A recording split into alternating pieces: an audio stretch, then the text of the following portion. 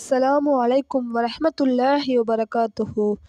إن الحمد لله نعمده ونستعينه ونستغفره ونعوذ بالله من شرور أنفسنا ومن سيئات أعمالنا.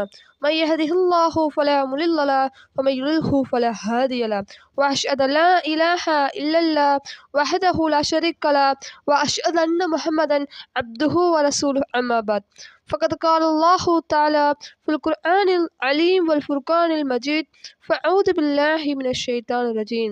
يا أيها الذين آمنوا اتقوا الله حق تقاته ولا تموتون إلا وأنتم مسلمون.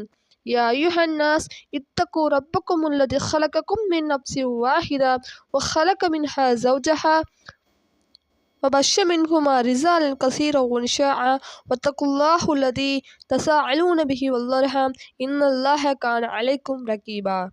அனைத்து புகழ்ச்சியும் ஏக இறைவனாகிய அல்லாஹுக்கே உரித்தாகட்டுமாக. அகிலத்திற்கோர் அட்கொடையாம் எம்பெருமானா ஸல்லல்லாஹு அலைஹி வஸல்லம் அவர்களை அப்படியே பின்பற்றி வாழ்ந்த உத்தம சஹாபாக்கள் மீதும் சஹாபிய பெண்மணிகள் மீதும் இன்னும் தாபீன்கள் மீதும் தாபீன்கள் மீதும் நம் அனைவர்கள் மீதும் அல்லாஹ்வின் வற்றாத கருணை உண்டாகட்டுமாக என்று பிரார்த்த வண்ணம் ஆரம்பம் செய்கின்றேன். அல்ஹம்துலில்லாஹ் அல்ஹம்துலில்லாஹ் அல்ஹம்துலில்லாஹ். நேற்றைய தினத்தின் தொடர்ச்சியாக நம்ம பார்க்க போகிறோம் இன்ஷா அல்லாஹ். நேற்றைய தினம் நம்ம நம்சல்லா நோன்பு என்னென்ன தரும் அப்படின்னு பார்த்தோம். அப்புறம் நோன்பு யாருக்கு கடமை அப்படின்னு பார்த்தோம் அப்படின்னா, சிறுவர்களுக்கு யாருக்குள்ள கடமை இல்லைன்னு பார்த்தோம் அப்படின்னா, சிறுவர்கள் மீது நோன்பு கடமை இல்லை அப்படின்னு பார்க்கலாம். ஏன்னா பருவமடையாத ஆணா இருந்தாலும் பெண்ணா இருந்தாலும் 7 வயது கீழ்பட்டு இருக்கிற குழந்தைகளுக்கு எந்த ஒரு நோன்பு கடமை இல்லை. ஏன்னா அவங்க அறியாத பிள்ளைகளாகவும் அவர்கள் எந்த ஒரு பாவ செயல்களையும் ஈடுபடாத குழந்தைகளாகவும் இருக்காங்க.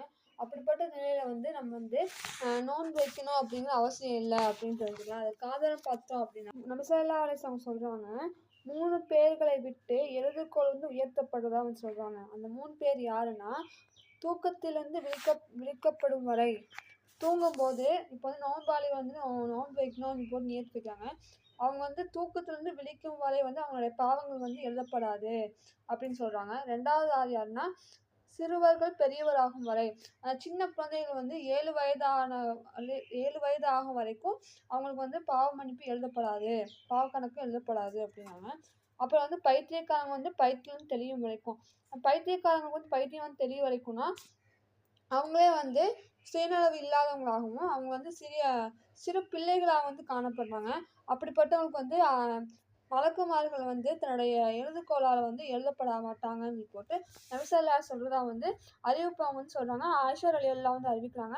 நூல் நசையில 3378ஆவதும், அபுதாவுத்ல 3822லையும், இப்னு மாஜால 2031லையும் பதிவு செய்யப்பட்டிருக்கு. நம்ம பார்த்தோம் அப்படின்னா, சிறுவர்கள் செயல்களை எப்படி இருக்குன்னா குற்றம் பிடிக்க முடியாதா இருக்கும். ஏன்னா அவங்களுடைய சிறுவர்கள் செய்யக்கூடிய ஒவ்வொரு செயல்களும் என்னன்னா, நோன்பு வைக்க ஆசை கொள்ளக்கூடிய சிறுவர்கள் இருக்காங்க. அவங்க எப்படின்னா, சின்ன நோன்பு வைப்பாங்க, சரி அப்படி போயிட்டு கடைக்கு போவாங்க, கடைக்கு போயிட்டு என்ன செய்வாங்கன்னா முட்டாய் வாங்கி சாப்பிட்டு வந்துடுவாங்க. அப்படிப்பட்ட ஒரு நோன்பு அது நோன்பு வைக்கப்படாது. ஏன்னா அந்த குழந்தைகள் எந்த அறியாத குழந்தைகளா இருப்பாங்க. அப்படிப்பட்டவங்களுக்கு எந்த ஒரு நிலையும் அவங்க நோன்பு வைக்கணும். இன்னும் நம்ம பார்த்தோம் அப்படின்னா, முதியவர்களுக்கு நோன்பு கடமை இல்லை அப்படிங்கிறாங்க. ஏன்னா முதியவர்களுக்கு அறவே நோன்பு கடமை இல்லை அப்படின்னு சொல்லுவாங்க. அதுக்கு என்ன காரணம்னா, முதியவர்கள் தீராத நோயினால் கஷ்டப்பட்டு இருப்பாங்க. அவங்க அந்த நிலையில நோன்பு வைக்கணும் அப்படிங்கிற கடமை கிடையாது. ஏன்னா அவங்க நோன்பு வைக்கும் நிலையில நோன்பு வச்சிருப்பாங்க. நோன்பு வைக்க முடியாத நிலையில நோன்பு வைக்காம இருந்திருப்பாங்க.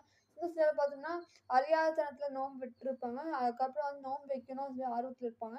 ஆனா அவங்க உடல்நிலை சீராக இருந்திருக்காது.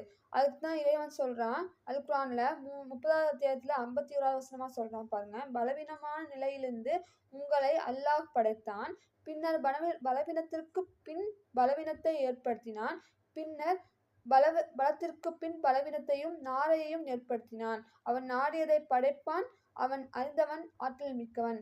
இந்த வசனம் நம்ம என்ன தெரிஞ்சுக்கலாம் அப்படின்னா, இறைவன் சொல்றான், உங்களை நான் படைத்தேன், பின்ன நான் உங்களுக்கு பலத்தையும் தருவேன், உங்கள் பலவீனத்தை தருவேன், பலத்தை கொடுத்து நான் உங்களுக்கு சோதிப்பேன், பலவீனத்தை கொடுத்து உங்களுக்கு சோதிப்பேன், பலவீனத்தை கொடுத்தும் சோதிப்பேன் அப்படின்னு சொன்னாங்க. இன்னும் நம்ம பார்த்தோம் அப்படின்னா நம்ம குழந்தை பருவத்துலேருந்து தான் வருவோம். குழந்தை பருவத்தில் இருக்கும்போது எப்படி வந்து நம்ம யூரின் போக தெரியாது, மோஷன் போக தெரியாது போட்டு நம்ம தன்னோட தாய் வந்து நம்மளுக்கு ஒவ்வொரு பணியும் செய்வாங்களோ, அதே நிலைக்கு வந்து முதியவர்கள் பருவத்தில் வரும்பொழுது ஒரு 98, 99 இன்றைய காலகட்டம் அப்படின்னு பார்த்தோம்னா 68 வயசு தாண்டுறதே வந்து ரொம்ப கஷ்டமான நிலையில இருக்கு. அப்படிப்பட்ட நிலையில வந்து யார் வந்து முதியோர் நிலையில இருந்தும் தன்னுடைய தாய் தகப்பனை வந்து பார்க்காம இருக்காங்களோ, அவங்களுக்கு வந்து சக்தியற்றவங்க. அவங்க வந்து தன்னுடைய அ தன்னுடைய பாவங்கள வந்து ஈர்க்கக்கூடியவங்களா இருக்காங்க. ஏன்னா வந்து அவங்க வந்து தன்னுடைய குழந்தை பருவத்தில இருக்கும்போது நம்மளுடைய தாய் வந்து எந்த அளவுக்கு பார்த்தாங்களோ, அதை விட பல மடங்கு வந்து நம்ம வந்து அவங்க குழந்தை பருவத்துக்கு போகும்போது நம்மளும் அதே மாரி பார்க்கணும், அப்படின்னு நம்ம புரிஞ்சுக்கிறோம். இன்னும் வந்து அப்படி பார்த்தோம்னா, இதுலருந்து நம்ம பார்த்தோம் அப்படின்னா, நம்ம வந்து முதியோர்களுக்கு நோன்பு கடமை இல்ல அப்படின்னு தெரிஞ்சுக்கலாம். இன்னொன்னு என்னன்னா, தீராத நோயினால் பாதிக்கப்பட்டவங்களுக்கு வந்து நோன்பு கடமை இல்ல அப்படின்னு தெரிஞ்சுக்கலாம். ஏன் அவங்களுக்கு நோயினால் ஏன் வந்து அவங்களுக்கு கடமை இல்ல அப்படின்னா, ஏன்னா வந்து அவங்களுக்கு வந்து நோன்பு வைக்கும் சக்தி வந்து ஆற்றல் வந்து இழந்தவங்களா இருப்பாங்க. அதனால வந்து அவங்க வந்து நோன்பு நோற்று, அவங்க வந்து கஷ்டத்தினால வந்து நோன்பு வைக்கும்போது, அந்த கஷ்டத்தினால வந்து நோன்பு வைக்கும்போது அது பயன் இல்ல. அப்போ அவங்களுக்கும் வந்து நோன்பு கடமை இல்ல அப்படிங்கிறத தெரிஞ்சுக்கலாம். அப்புறம் வந்து அ யாருக்கு வந்து சக்தியற்றவங்களுக்கு வந்து இப்போ வந்து நோன்பு வைக்க தகுதி இல்ல, நான் வந்து வேற நாட்கள்ல நோன்பு வச்சுக்கலாமா?